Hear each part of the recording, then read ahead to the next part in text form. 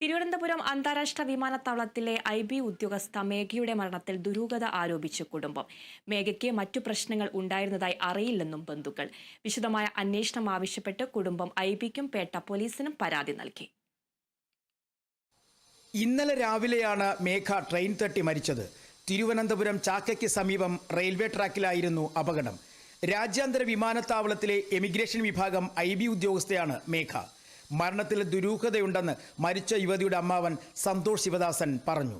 മേഘയുടെ മരണത്തിൽ ദുരൂഹതയുണ്ട്, അതിൻ്റെ അന്വേഷണം വേണം. ഇപ്പോൾ തന്നെ ഞങ്ങൾ IBക്കും പേട്ട സ്റ്റേഷനിലും പരാതി നൽകിയിട്ടുണ്ട്. അതിൻ്റെ അടിസ്ഥാനത്തിലുള്ള അന്വേഷണം നടന്നുകൊണ്ടിരിക്കുകയാണ്.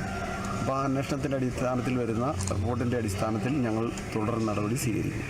മേഘയുടെ ഫോൺ സൈബർ കുറ്റാന്വേഷണ വിഭാഗം പരിശോധിക്കണമെന്നും കുടുംബം ആവശ്യപ്പെട്ടു. പത്തനംതിട്ട കൂടൽ സ്വദേശിനിയാണ് 25-കാരിയായ മേഘ. 1 വർഷം മുമ്പാണ് തിരുവനന്തപുരം വിമാനത്താവളത്തിൽ ജോലിയിൽ പ്രവേശിച്ചത്. പോലീസിന്റെയും IBയുടെയും അന്വേഷണം ആവശ്യമാണെന്നും കുടുംബം പറയുന്നു. മൃതദേഹം വീട്ടിലെത്തിച്ച് സംസ്കരിച്ചു. Kerala vision news, Pathanamthitta.